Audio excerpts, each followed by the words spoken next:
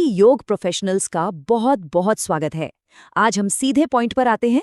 Ayush mission के तहत उत्तराखंड में आई एक बिल्कुल नई और ऑफिशियल योग इंस्ट्रक्टर वैकेंसी के बारे में चर्चा करेंगे। इंटरनेट पर जॉब्स को लेकर बहुत सारा कंफ्यूजन रहता है, लेकिन आज हर एक डिटेल को सीधे सरकारी नोटिफिकेशन से डिकोड किया जाएगा।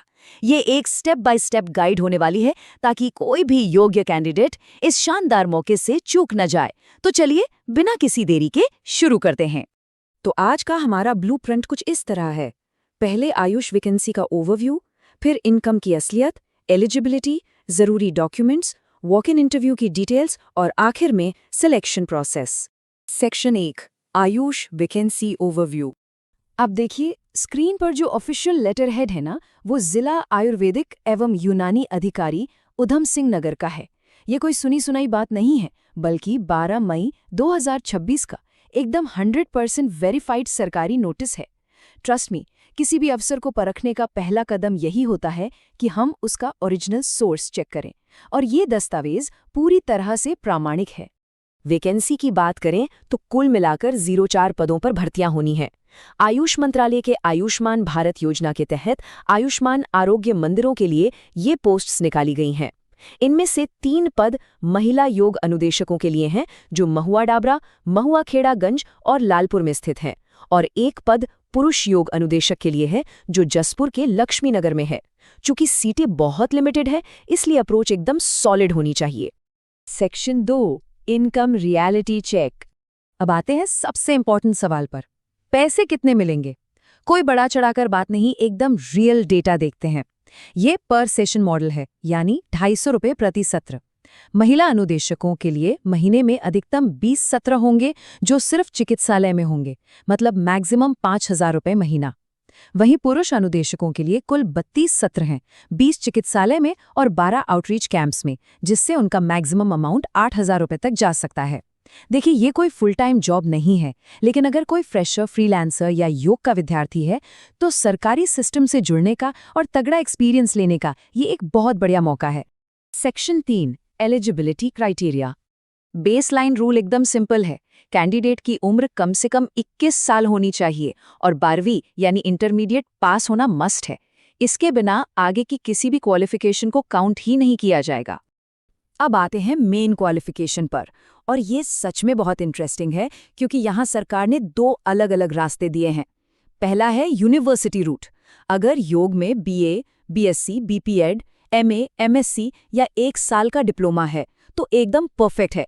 लेकिन अगर कोई डिग्री नहीं है तो दूसरा है सर्टिफिकेशन रूट, यानी 12वीं के बाद योग सर्टिफिकेशन बोर्ड, जिसे वाईसीबी भी कहते हैं, वहां से योग वेलनेस इंस्ट्रक्टर का सर्टिफिकेट। दोनों ही रास्ते पूरी तरह से वैलिड हैं। जिन स्टूडेंट्स ने स्किल बेस्ड सर्टिफिकेशन पर फोकस किया है, उनके लिए ये बहुत बड़ी राहत है। Section 4, required documents. चलिए अब पेपर वर्क की बात करते हैं। ये एक बहुत ही स्ट्रिक्ट चेकलिस्ट है। इंटरव्यू में जाते वक्त सारे ओरिजिनल एजुकेशनल सर्टिफिकेट्स, योग क्वालिफिकेशन का प्रूफ, कोई भी पुराना एक्सपीरियंस लेटर और वैलिड आईडी कार्ड साथ होने चाहिए। एक मेंटर वाली टिप दूं, अक्सर कैंडिडेट्स एक बहुत ही कॉमन मिस्टेक करते हैं। वो फोटोकॉपी तो ले जाते हैं, लेकिन ओरिजिनल डॉक्यूमेंट्स भूल जाते हैं। प्लीज ऐसा मत कीजिएगा। अपने सारे ओरिजिनल पेपर्स एक साफ फाइल में अच्छे से अरेंज करके ले जाएं। एक प्रोफेशनल अप्रोच की शुरुआत यहीं से होती है। Section 5, walk in interview details.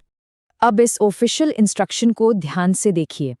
इसमें सबसे जरूरी चीज है वो सख्त डेडलाइन, 28 मई 2026। हम सब जानते हैं कि सरकारी प्रक्रियाओं में टाइमिंग को लेकर कोई कॉम्प्रोमाइज नहीं होता, तो इस डेट को अभी के अभी अपने कैलेंडर में मार्क कर लेना चाहिए। इंटरव्यू के दिन के लिए पूरा रोड मैप कुछ इस तरह है। अपने सारे ओरिजिनल डॉक्यूमेंट्स उठाइए और मुख्य विकास अधिकारी यानी चीफ डेवलपमेंट ऑफिसर के ऑफिस रुद्रपुर, उधम सिंह नगर पहुंच जाइए। रिपोर्टिंग टाइम है सुबह 11 बजे।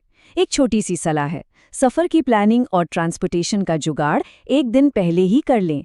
और हाँ, इंटरव्यू वेन्यू पर कम से कम आधा घंटा पहले पहुंचे, ताकि रिलैक्स होने का और वहां का माहौल समझने का पूरा टाइम मिल सके। इससे नर्वसनेस काफ़ी कम हो जाती है। Section 6, selection process. अब देखते हैं कि सिलेक्शन कमेटी असल में कमरे के अंदर क्या नोटिस करेगी। स्क्रीन पर दिए गए क्राइटेरिया के मुताबिक सिर्फ डिग्रियां होना काफी नहीं है। वो आपका निवास स्थान, एक्सपीरियंस, फिजिकल फिटनेस, प्रैक्टिकल योग स्किल्स, आपका बिहेवियर और जनरल आईटी नॉलेज भी चेक करेंगे। इसका सीधा मतलब ये है कि हो सकता है पैनल वहाँ कुछ बेसिक योगासन या प्राणायाम करके दिखाने को बोले। इसलिए कपड़े थोड़े कंफर्टेबल और प्रोफेशनल होने चाहिए, अपनी बॉडी लैंग्वेज को पॉजिटिव रखें। और रही बात आईटी नॉलेज की, तो वो इसलिए चाहिए क्योंकि आरोग्य मंदिर के पोर्टल पर डेली एंट्रीज करनी पड़ सकती हैं। बस पैनल के सामने कॉन्फिडेंस के साथ अपना टीचिंग एक्सपीरियंस शेयर करना है। अब एक बहुत ही क्रूशियल पॉइंट, चयन में सबसे पहली प्रायोरिटी उस लोकल कैंडिडेट को मिलेगी जो उसी गांव का निवासी हो जहां वो चिकित्सालय मौजूद है। ये एक बड़ा गेम चेंजर है। अगर कोई महुआ डाबरा, महुआ खेड़ागंज, लालपुर या जसपुर के उसी एरिया का है तो उसके पास एक सॉलिड एडवांटेज है।